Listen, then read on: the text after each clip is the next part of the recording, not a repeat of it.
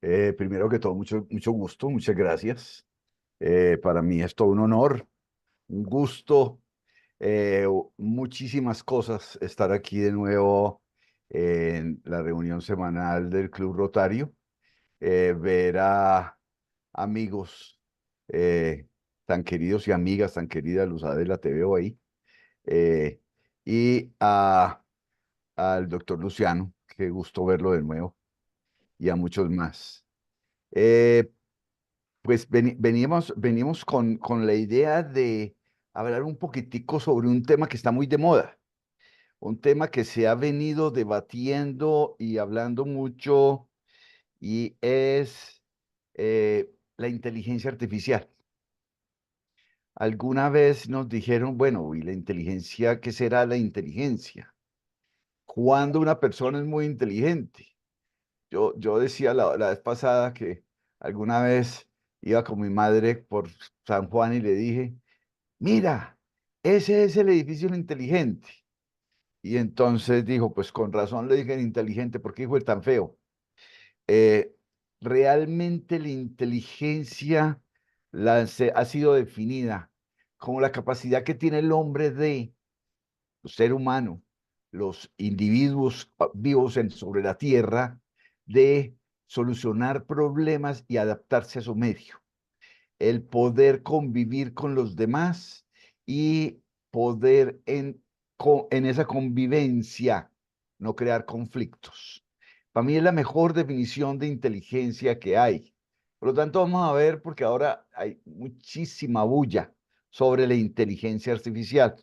Y lo primero que voy a mostrar es eh, lo más antiguo, y es la inteligencia divina. Pues si Dios creó el mundo, pues si Dios es eterno, es omnipresente, es tantas cosas, y crea el hombre a su imagen y semejanza, yo creo que lo primero que tenemos que considerar es la inteligencia divina.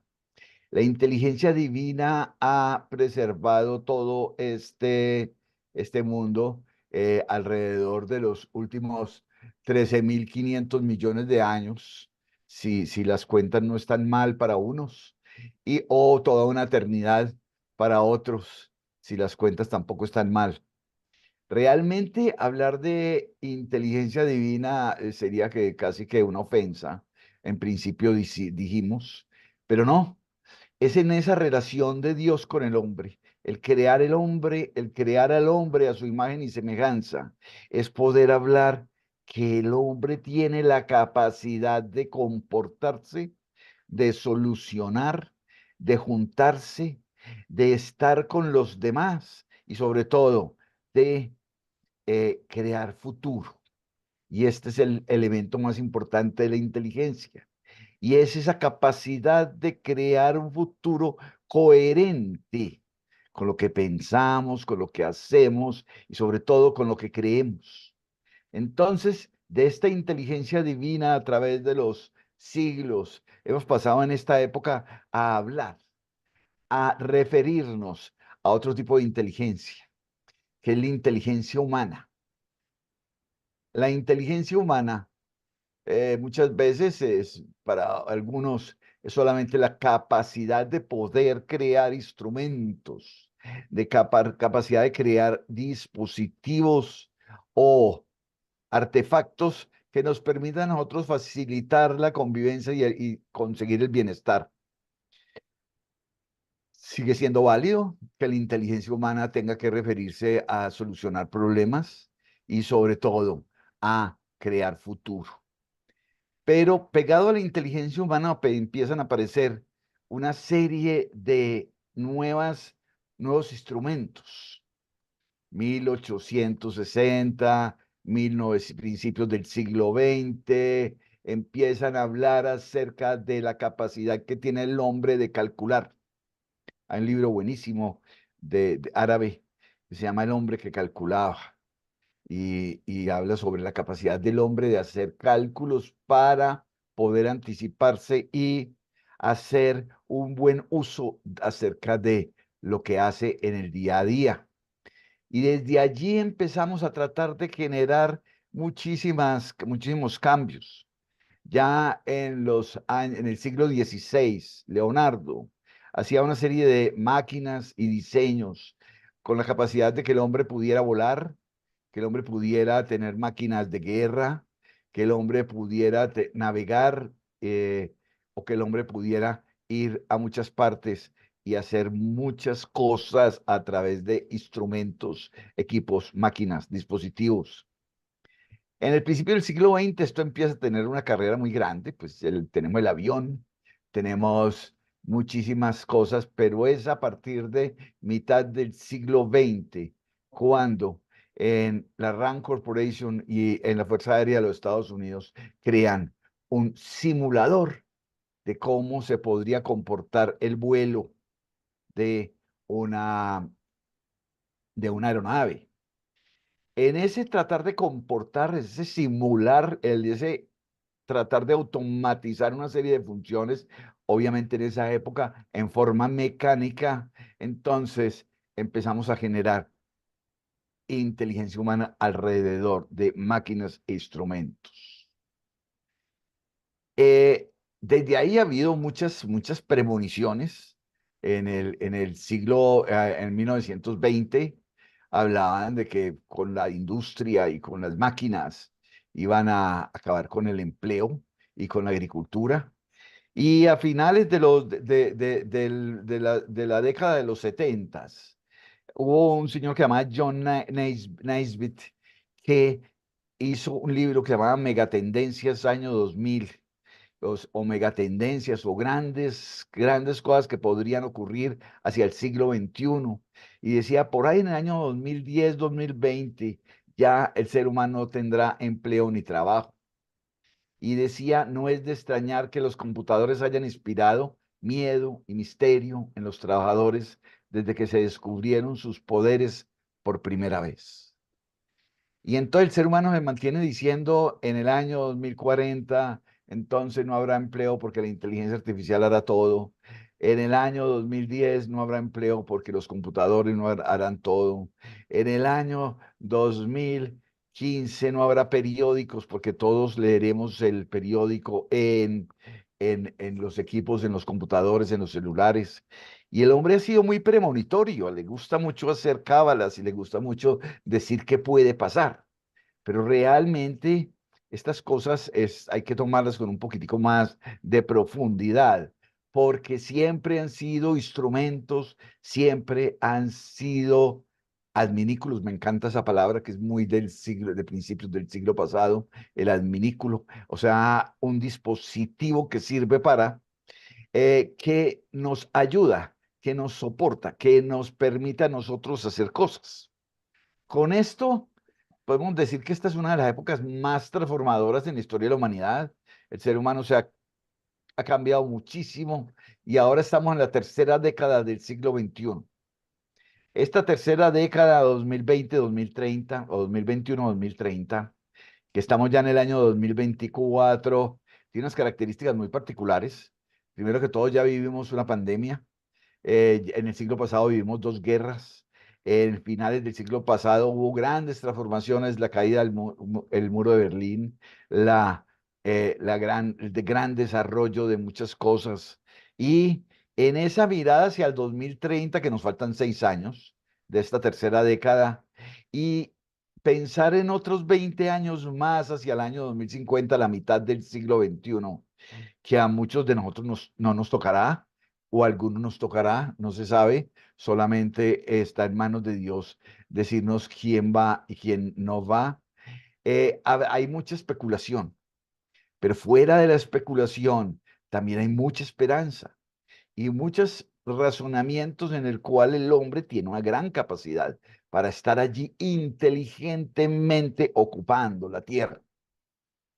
Para eso tenemos una premisa, y es que nosotros somos unos tomadores de decisiones estratégicas permanentemente. Lo estratégico quiere decir que pensamos en lo que nos conviene y en lo que necesitamos y en lo que, en conjunto o en colectivo se requiere. Entonces, es una cosa muy clara que ojalá muchos de nuestros gobernantes la tuvieran en mente, y es el pensar antes de hacer. y es aprender a mirar para anticipar antes de actuar. Y entonces vamos a hacer eso con respecto a la inteligencia artificial. En el año 2016, un señor que se llama Klaus Schwab, espero lo he pronunciado bien, el presidente de la Fundación del Foro Económico Mundial, que se reúne anualmente en Davos, publica un libro que se llama La Cuarta Revolución Industrial. Y en este momento, más o menos 21 y 22, empiezan a decir que no, ya estamos entrando en la sociedad 5.0. Los nombrecitos y la mnemotécnica no importa tanto, pero sí es decir que estamos en una revolución tecnológica que ha modificado, está modificando y modificará fundamentalmente la forma en que vivimos, en que trabajamos y nos relacionamos. Eso no quiere decir que nos vamos a acabar, eso no quiere decir que vamos a perder muchísimas cosas que nos gustan, va a decir que nos va a transformar fundamentalmente y desde allí nosotros nos adaptaremos o no, nosotros estaremos allí haciendo cosas o no. La historia de la humanidad ha sido maravillosa alrededor de la creación de equipos y dispositivos y máquinas para industrializar, para hacer cosas, para convivir. Y decimos de que en los años de 1780 se empieza a mecanizar el trabajo por medio de la máquina de vapor. Un siglo después, 1870, entra ya la electricidad y empieza a masificarse y centralizarse la productividad y la producción. Hacia los años 1950, 1940, empiezan a automatizarse los procesos y las cadenas de valor global por la introducción de los computadores. Primero computadores, como les hablaba, muy mecánicos, como los simuladores de vuelo, como la máquina de Turing para simular posibilidades de dónde podría caer una bomba o dónde podría estar el enemigo y en la Segunda Guerra Mundial, pero hasta llegar a el celular que tiene usted en su mano, que hay que decirlo, bueno, a los computadores de los años 60, pero después de los 2000 entramos en la época de Internet. Obviamente que empieza en 1989, pero ya se empieza a masificar en los años 2000 y es una interacción dinámica entre las personas, entre los objetos y entre los sistemas. Y aquí entra una cosa muy importante, que es que el ser humano había sido muy lineal, muy pensando de que primero una cosa y después otra.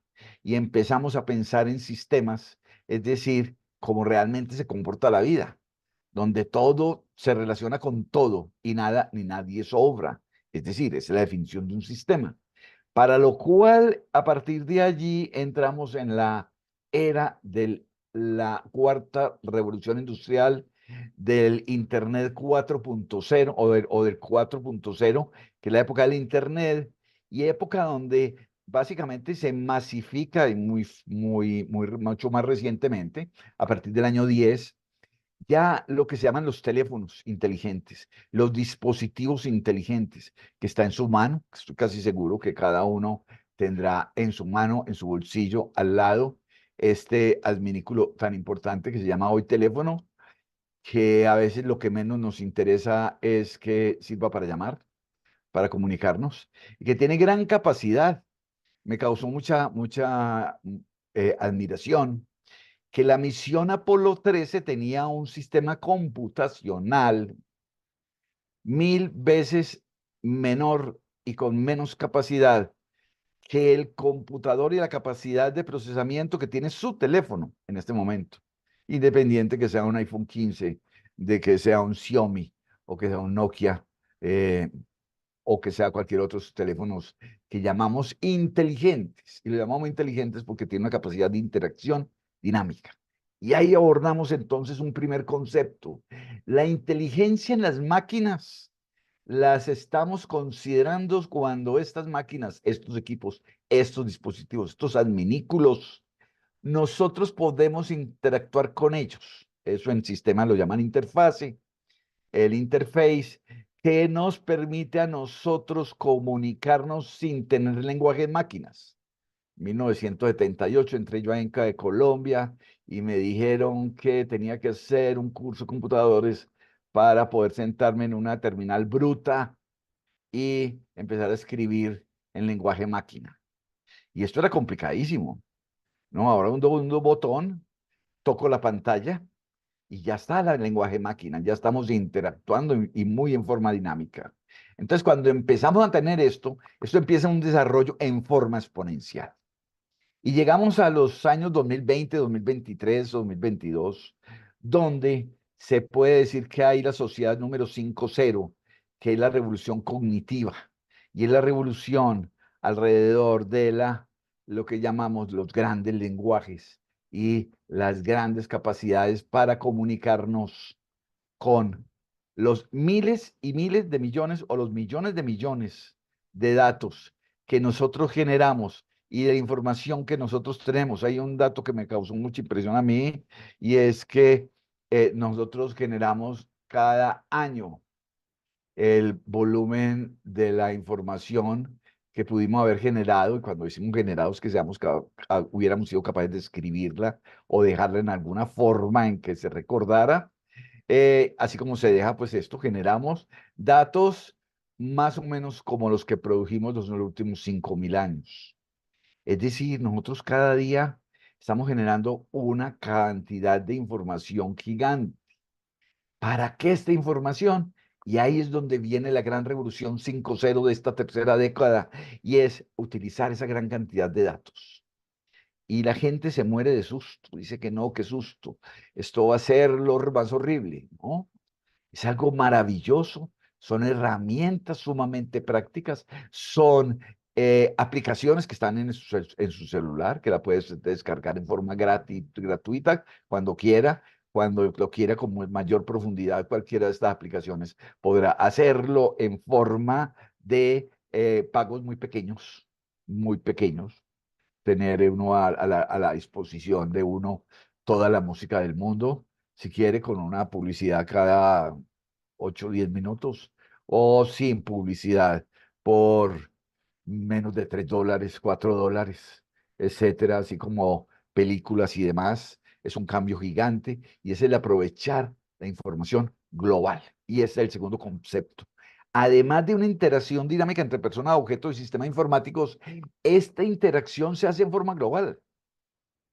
En el 1899, la China puso en su constitución que siempre estaría observando y vigilando los mayores desarrollos o los mejores comportamientos alrededor del mundo.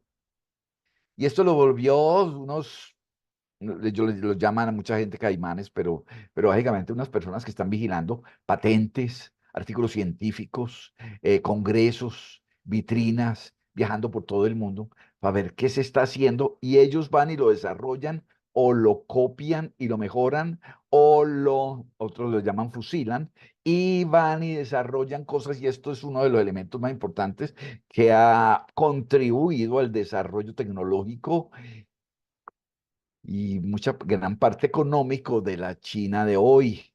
Y esto implica que tiene un elemento clave, que es el tener el conocimiento, tener los datos. Entonces usted puede tener en este momento la patente que acaba de colocar Samsung en Corea del Sur, Huawei o Xiaomi o otros en la China, o iPhone o Mac en Estados Unidos, para los celulares, cosas que se verán en 4 o 5 años, pero que en este momento usted lo puede leer. Entonces, ese es el tercer elemento que traemos acerca de la inteligencia nueva. La llaman internet artificial. No es la capacidad del hombre de poder conectarse con algunos dispositivos, interactuar entre personas, entre objetos y entre sistemas que le ayudan a su bienestar, a su capacidad de hacer, a su capacidad de sentir. Es más, con una gran importancia en la capacidad del hombre de ayudar.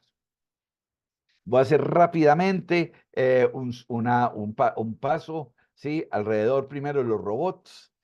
el término robot del año 1870, alrededor del comportamiento de un análisis de una máquina que había hecho Leonardo en el año siglo XVI, y era para decir que se podíamos capaces de automatizar la manera como se movía una persona eh, con todos sus sentidos, pero que fueran automatizarlos. Hoy en día tenemos robots, por ejemplo, que integran satélites, sensores en tierra, energía solar, software con inteligencia artificial y robótica.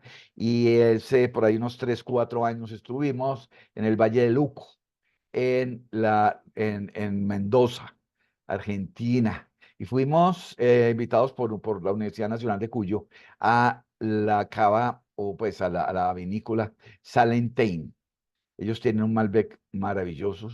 A los que nos gusta el vino, esto es oro. Y ellos tienen agricultura de precisión. Son 4.000 hectáreas de viñedos y tienen 12 trabajadores. Tienen automatizado con drones la vigilancia hasta de insectos, tienen la fumigación, tienen la forma como abonan, tienen la forma de recolectar, tienen la forma de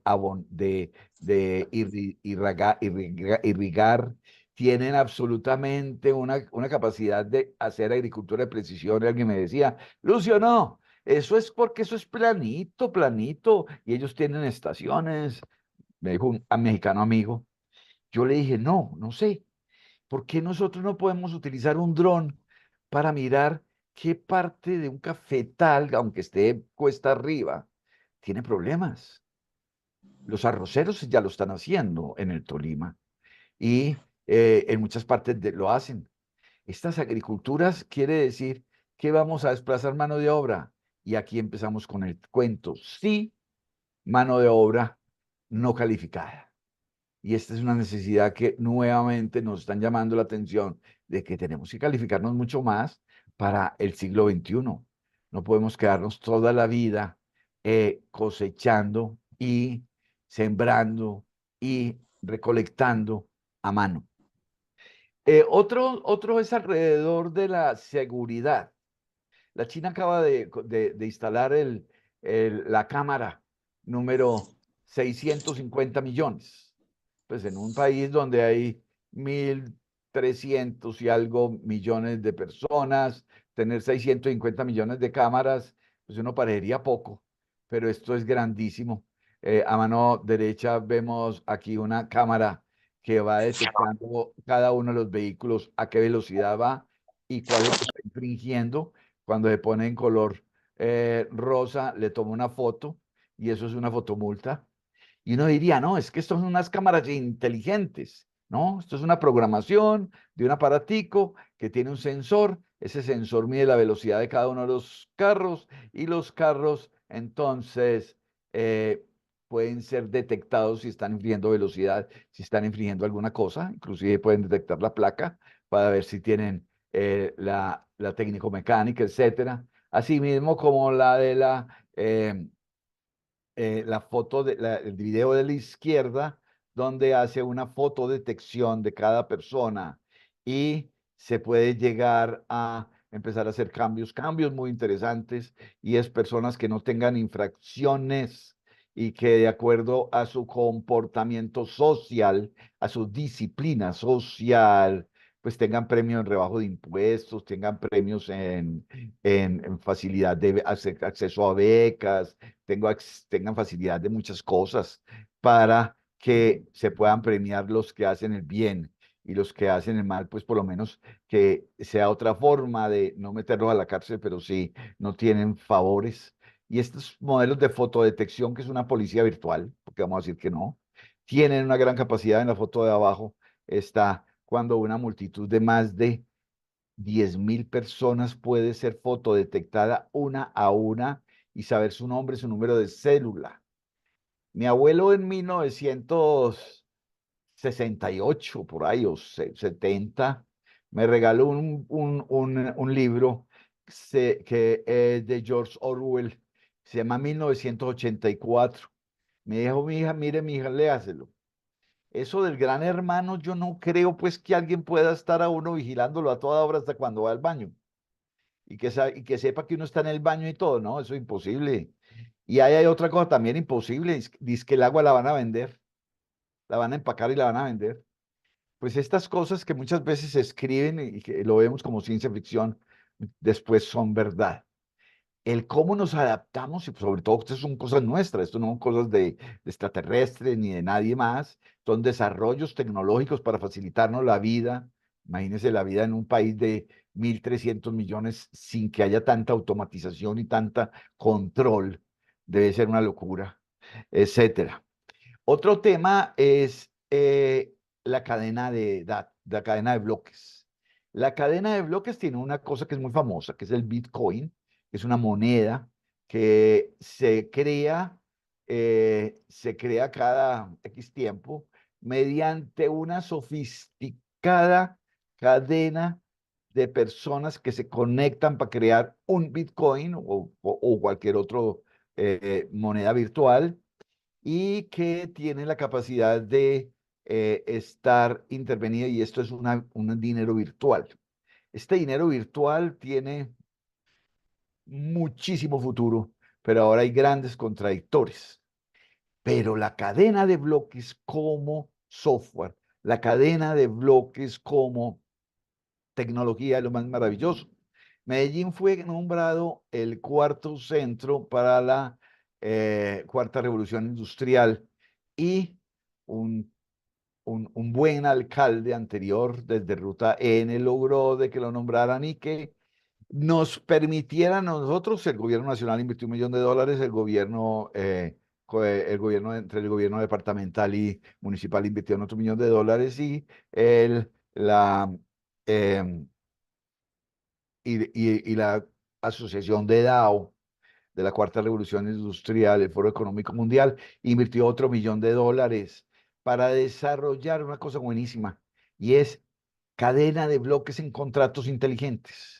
El día en que Colombia, en el mundo, todo se haga por contrato inteligente va a ser interesantísimo, porque un contrato inteligente es que el proveedor de mi proveedor tiene toda su información y todo su control y todo su proceso en un bloquecito.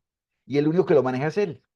Después, ese proveedor que me provee a mí, yo con esa información creo otro bloque y ese bloque allí hago mi producto, el cual ofrezco a mi cliente que tiene otro bloque y le hace seguimiento a su producto para crear su producto y vendérselo al consumidor final, el cual también puede tener un bloque. Y en ese proceso de cadena de bloques hay tres condiciones. Primero, no se puede corromper porque cada uno es responsable de lo propio. Y eso sí sabemos, de que nadie se corrompe a sí mismo, en principio. Segundo, no puede haber influencias sobre un proceso porque los bloques son totalmente independientes. Y tercero, la gobernanza de esto es totalmente transparente. Las cosas se ven claramente. Alguien se atrevió a decir, el día en que hagamos todos los contratos oficiales y públicos con cadena de bloques, blockchain, pues básicamente no habrá corrupción. La otra de las tecnologías es el Internet de las cosas. Pues empezó con un celular, empezó con algunas máquinas, empezó con algunas cosas como el que pisaba uno un tapete y se abría la puerta del hotel, etcétera, y muchas cosas como los ascensores que empiezan a ser más inteligentes, empiezan a medir la capacidad de las personas que hay y empiezan a repartir los diferentes ascensores dependiendo de los pisos a los cuales vayan, etcétera. Pero hoy en día llegamos a neveras, eh, equipos de sonido, se manejan con la voz, básicamente pueden tener una capacidad de una nevera, de decir, usted tiene comida para 8 días, en 4 días le voy a avisar que debe ir a mercar, usted tiene 600 calorías diarias de exceso en esta nevera. Usted que está tan gordo, pues no sé por qué me dicen a mí eso. Por favor, debe reducir la cantidad del equipe. la cantidad de crema de leche, etcétera, y empiezan a haber interacción con las cosas. Michel Foucault escribe un libro hermosísimo que se llama Las palabras y las cosas a finales de los años 80. Y este concepto del ser humano interactuando con las cosas es clave en una época en que hemos olvidado interactuar con otra parte de la vida en nuestro planeta, que es la naturaleza. Tenemos otra que es la computación en la nube, y este sí es muy clave porque eh, la información se puede perder, la información se puede extraviar y sobre todo la información se la pueden robar. La nube es básicamente una centralización de datos en alguna parte y lo llaman así nube porque básicamente desde cualquier punto del planeta uno puede acceder a su información y podrá trabajar allí haciendo cosas tan interesantes como que ya uno no necesita comprar software, no necesita uno comprar muchas cosas, ya solamente con el celular llega y se conecta a la nube, descarga una aplicación, una hoja electrónica o alguna cosa y con ella trabaja tranquilamente. El otro es una cosa que se ha puesto muy de moda, que es el metaverso. Y el metaverso es algo en lo cual nosotros hemos entrado desde hace muchísimo tiempo. El ser humano ha sido siempre un imaginador eterno.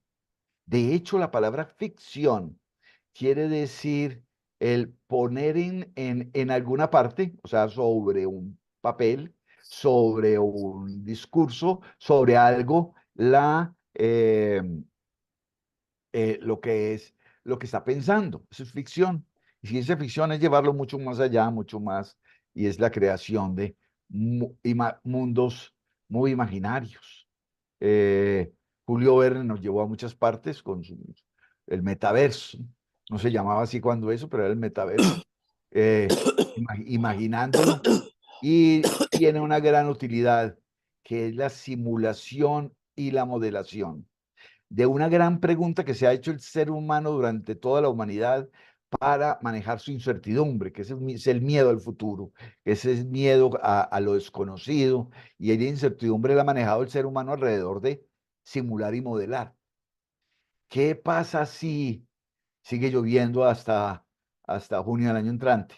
¿Qué pasa si no vuelve a llover hasta junio del año entrante?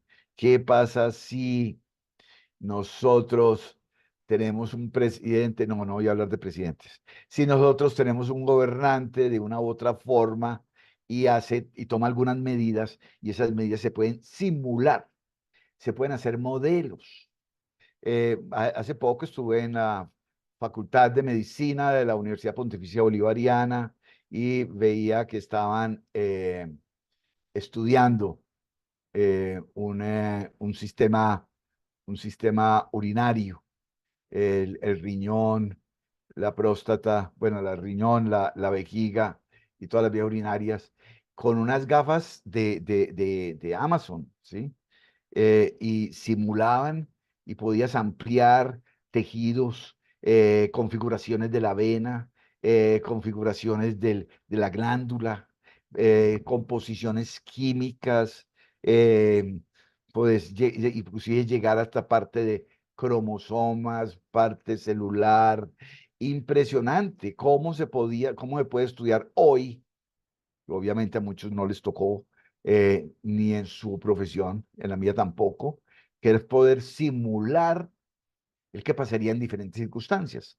Antes teorizábamos, si hay crisis, pues las crisis se manejan así, de acuerdo a la historia, pero nunca teníamos nuevas informaciones.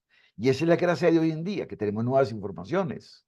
O sea, cómo se comporta un riñón o cómo se comporta una sociedad en las condiciones actuales, o en las condiciones actuales inclusive deterioradas o mejoradas en alguna circunstancia que nos permita a nosotros modelar y simular todo, como decíamos al principio, para la toma de decisiones. La impresión es un tema maravilloso, tal vez es uno de los grandes inventos de la humanidad. El día que nosotros fuimos capaces de escribir, eh, ya el mundo cambió, pero cambió aún mucho más el mundo que pudimos imprimir y poder dejar historia y que ya lo que podíamos escribir no se podía tener solamente mediante el esfuerzo individual, sino que se podía hacer para el disfrute de muchos. Hoy en día tenemos algo que llama la impresión 4D. Empieza con una impresión, básicamente mecánica, como una impresora que conocemos nosotros de punto, que básicamente va agregando capas y a medida que va agregando capas va formando las letras o va formando los números y asimismo entonces hacemos una impresión aditiva. Vamos agregando capas y vamos agregando capas y vamos haciendo un muñequito. Me regalan unos amigos se lo voy a mostrar aquí en la cámara. Este es un Einstein impreso con 3D en unos 12 minutos, este Einstein. Entonces uno entra a una resina y empieza capa por capa a imprimir hasta que está completo. La impresión, es la impresión 3D, la 4D es maravillosa, porque la 4D es que se imprime algún artefacto, algún objeto, y de acuerdo al comportamiento en diferentes entornos, contextos o situaciones físico-químicas, esa impresión tomará una u otra forma. Se cae un avión a principios del siglo XXI sobre el Pacífico y dicen la falla que fue es que el inyector los inyectores de las turbinas se congelaron. Y dijeron, pero es que no tenía por qué congelarse porque el combustible tenía glicol, yo no sé, anticongelante, etcétera, etcétera, etcétera. Y dijo, no, hubo un problema porque se contrajo y se quebró. Y en ese momento lo que debía haber hecho la pieza era expandirse y le hacen con impresión 4D una pieza que se la pone a una turbina Rolls Royce, General Electric es esta, perdón, que vemos aquí, General Eléctrica, y se la ponen y a partir de los 20 o 20 mil, pico mil pies empieza a expandirse. Entonces no tiene ese problema. Y entonces para solucionar problemas, tecnologías, esto no es para otra cosa más que solucionar problemas, sino poder continuando tener viajes intercontinentales. Ese viaje era París-Río de Janeiro. El otro es la realidad aumentada y cómo podemos tener telepresencia. La telepresencia ha sido maravillosa en el año 2002 cuando hacíamos un ejercicio de prospectiva para el sector eléctrico. Dijimos la telepresencia para interconexión eléctrica es importantísima porque no se podía hacer vigilancia, control y presencia en muchas zonas del país por guerrilla, por violencia, por muchas otras cosas. Entonces, mediante drones, mediante cámaras, mediante muchas cosas, se vigilaba y se veía qué situación estaba la red. Y todo esto, volvemos a lo mismo, simular o poder controlar de largo plazo. Hoy en día puede que algunas partes ya no tengamos tanta violencia, nosotros todavía continuamos teniendo mucha violencia. La telepresencia es clave.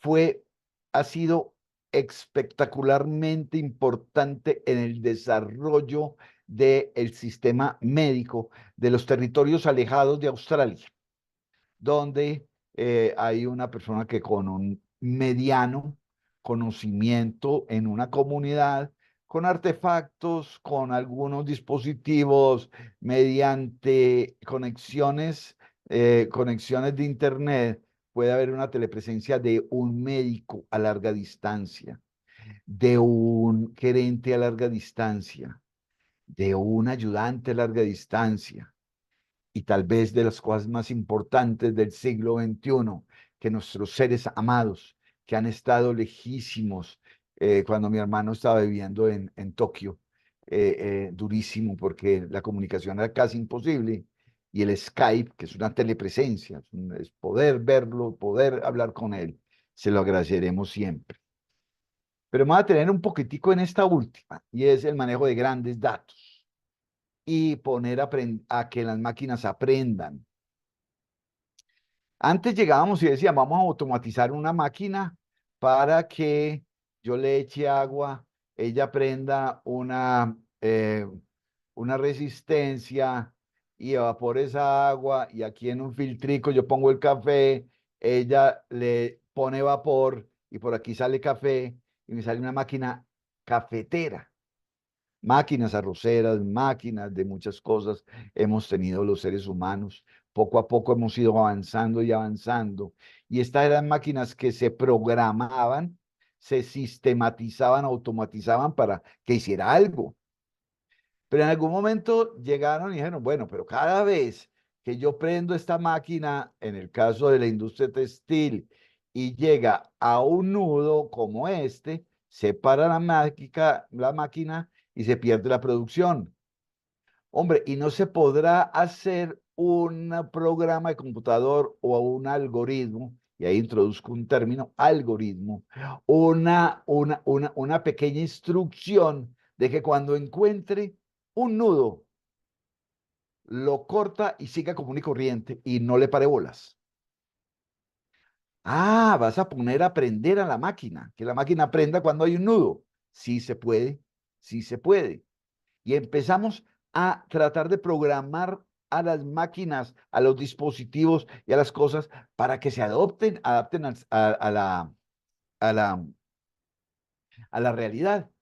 Cuando le ponen un aparatico de estos, y esto se llaman redes neuronales, aprendizaje de máquinas, machine learning, deep learning, y entonces se lo ponen a un carro y el carro ya tiene 2 metros antes de golpear porque tiene un sensor que va y mide qué distancia hay del parachoques y empieza un pitico, pip, pip, pip, pero cuando ya está a 50 centímetros empiezan ya más rápido y cuando está a punto ya lo enloquece a uno y uno tiene que frenar y entonces la máquina aprendió a informarnos a nosotros que realmente hay un peligro, de que hay una necesidad de que tome otra decisión, etcétera, etcétera. Y entonces empezamos a trabajar, a automatizar y a cada vez a que las máquinas aprendan más, los dispositivos aprendan más. Sí, es curioso como ya uno empieza uno a escribir y el mismo WhatsApp, el mismo Google, muchos nos corrigen. Había que decirle que me corrigiera la ortografía, ya me la corrige automáticamente. En estos días estaba diciendo yo que tenía muy buena ortografía y no era tal. Y entonces empezamos a trabajar algo que es un gran salto en la tecnología y son los modelos de los grandes lenguajes. Nosotros a finales del siglo XX aprendimos unas letricas que se llamaba HTML. Y esto es el hipertexto de una etiqueta, de un modelo de una etiqueta de un hipertexto, que es llanamente un enlace, un link. Lo llaman los españoles un hilo para seguir esa cosita en azul, esa cosita subrayada, esa cosita donde se vuelve el cursor una manito, o ese icono que nosotros tocamos. Eso es un hipertexto. Esa es una gran revolución de los años 90. Pero la gran revolución de ahora son el LLM. El LLM, no, perdón, no dije el LLM, por medio de los modelos de grandes lenguajes que nosotros podemos manejar miles de millones de datos. Y esto sí es maravilloso. Y aquí sí entramos a un campo grandísimo y es lo que hoy en día llaman inteligencia artificial, que vuelvo enseguida sobre ella para terminar esta parte de las grandes tecnologías que tenemos hoy y decir que nada de esto suelto, puesto en línea, un montón de máquinas, un montón de computadores, un montón de celulares, o muchísimos satélites, radares, cámaras de vigilancia, etcétera, solas no sirven para nada. Y se necesita el hombre. He ahí. Necesita la sinergia entre el hombre y la tecnología. Necesita esa interfase. Pero necesita una cosa muy importante, que es el manejo, el management. la gerencia integral de todas estas tecnologías para generar estándar, para que la organización funcione, para que haya planeación, para que haya ventas, producción, para que haya ciclos de vida de productos, para que podamos manejar nosotros los servicios, inclusive para poder servir mejor. De aquí entonces entramos al tema ya al final, pues no, no al final, todavía falta un ratico, eh, que es la inteligencia artificial y son tres formas. Una inteligencia artificial estrecha, que es todo esto que yo he venido hablando, optimizar, poder automatizar, poder simular, poder modelar, poder hacer muchas cosas. El tema de que uno dice, yo quiero un café, una vez en Bariloche yo quiero un café, y me dijeron, el café, tómelo, y me dieron un pod de Nestlé que me valió $8. Yo dije, $8, 32.000 pesos de hoy. Híjole, tan caro. ¿Y qué hago? No, meta la maquinita y el de al tinto. Y esto es un tinto con café vietnamita, pero carísimo. Y esta parte de simulación, automatización y todo es muy, muy común, muy común. Ya en nuestra vida inclusive, muchas veces no nos damos hasta cuenta eh, de que estamos llenos de cosas automatizadas, de cosas que están en simulación o cosas que están allí. En esto entran otro que enseguida hablaremos, que son, por ejemplo, el Google, las búsquedas, la Alexa, el Siri, Mónica, muchas otras cosas que nos van a permitir hacer otras cosas, pero esto es una inteligencia artificial estrecha. Y es que programamos máquinas para que hagan cosas. En ningún momento las máquinas están programando ellas para hacer otras cosas. No hemos llegado ahí. Y es el temor que se tiene y a lo cual habrá que ponerle ética y habrá que ponerle cosas, y ya las Naciones Unidas están ocupando ese tema, y para que esa parte que llegue sea buena, porque la tercera fase de la inteligencia artificial sí es cuando la inteligencia artificial supera nuestra inteligencia y supera nuestra vida. Y esa es la que no queremos que pase. Y cuando se decía que una de las leyes que había en alrededor de los robots era que un robot jamás fuera en contra de sus creadores humanos. Habrá muchas cosas alrededor de esto. Muchas veces uno podría hacer casi un show con esto y hablar que hay carne sin animales, simplemente haciendo desde genética y desde células haciendo, desarrollando carne, agricultura con agua del mar, impresión 4D, biología sintética, y la famoso cuento de que contaba un amigo de que el nieto del nieto que él tiene en este momento le preguntará a su abuelo, abuelos, ¿es verdad que cuando ustedes, en la época de ustedes, hacían esa cosa tan cochina de transferirse sangre entre los unos y los otros? Porque la biología sintética ya tiene un desarrollo bastante grande alrededor de la sangre sintética. La ciencia computacional, las tecnologías para todos, el Internet de todo, la inteligencia artificial generativa, las nanotecnologías, que este es impresionante cómo vuelve el carbón a tener una gran capacidad, porque la partícula nano de todo es carbón. Entonces el carbón, ya hay materiales tan importantes como el grafeno, con una durabilidad, con una dureza, perdón, con una durabilidad, con una conectividad y conductividad gigantes que pueden ser desarrollados, biotecnología, cognicología y construcción de cosas sostenibles, etcétera. Pero aquí es donde decimos que todas estas cosas son para aprovecharlas. Tenemos un adminículo, ustedes lo conocen muchos, algunos tenemos, no sé si todos, que se llama Alexa en este dispositivo de Amazon, el cual le preguntamos, Alexa, ¿qué horas son? Vamos a ver un pequeño ensayo aquí a ver si Alexa mía está prendida en el celular, y yo le digo a Alexa, le voy a decir, hola Alexa, dime qué horas son,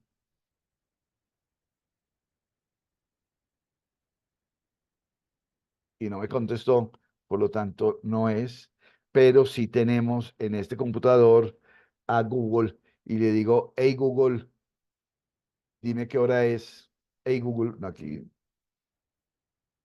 Hey Google, dime qué hora es. Son la 1:35 de la tarde. Eso me acuerda que estoy ya. Hey Google, toca el himno rotario. Ok, ¿qué app quieres usar? Tienes que desbloquear tu teléfono.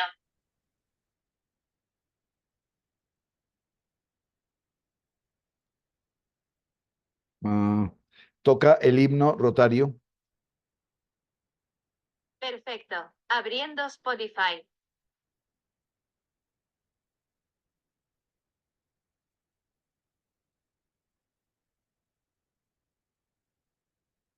No, no lo dio. Ese me hizo quedar mal. Aplicaciones que tenemos en el celular y que podemos hacer y que por lo general fallan cuando vamos a tratar de chicanear, pero que realmente son muy útiles. Aplicaciones de ubicarnos. Alguien nos decía, no, pues que nos van a vigilar como en el gran hermano. Entonces, sí, pero no sé si le ha pasado, a uno lo operan de la próstata y inmediatamente al celular empiezan a llegar un montón de productos farmacéuticos y productos de aseo, porque y uno sabe cómo hicieron para esta gente saber esto, ¿sí? Y es que no es que estamos vigilados, sino que estamos conectados. Pero además de eso existe el chat GPT y el Copilot, que es el que quisiera dedicarle una charla después o una conversación después con Rotarios, porque esta es ya son aplicaciones generativas donde yo puedo generar un texto, ¿sí? Y donde yo puedo decir, mire, este es el manual rotario de subvenciones globales de la Corporación Rotaria Internacional. El Club Rotario de Medellín puede acceder a una subvención global y por lo tanto nosotros tenemos un proyecto en Montebello alrededor del agua y necesitamos a que nos ayude a hacer este proyecto. Hágame una propuesta. Y es impresionante cómo en forma muy rápida genera una propuesta de proyecto y uno empieza a interactuar con ese chat GPT, con Copilot, con otras software que hay en forma gratuitas y pagas. Y él empieza y uno empieza a interactuar y a generar textos. Ah, nos están reemplazando. El fuerte, no me acuerdo cómo se llama el señor, que es muy duro en subvenciones globales en el club Rotario de Laureles. ¿Lo va a reemplazar? No, le va a ayudar mucho, muchísimo más para hacer cosas mucho más ágiles. Es más, me la presenta por favor en inglés.